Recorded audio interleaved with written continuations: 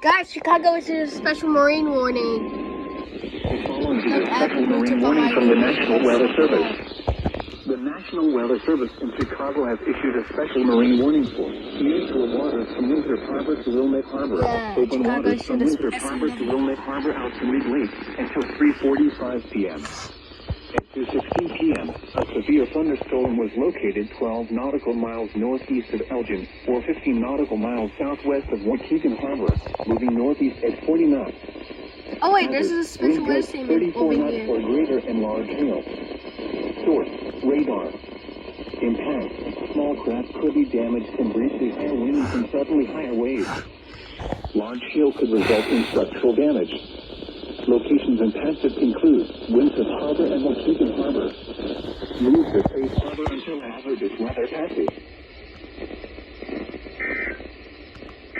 Dude, these stores are crazy. This is NOAA's Weather Radio.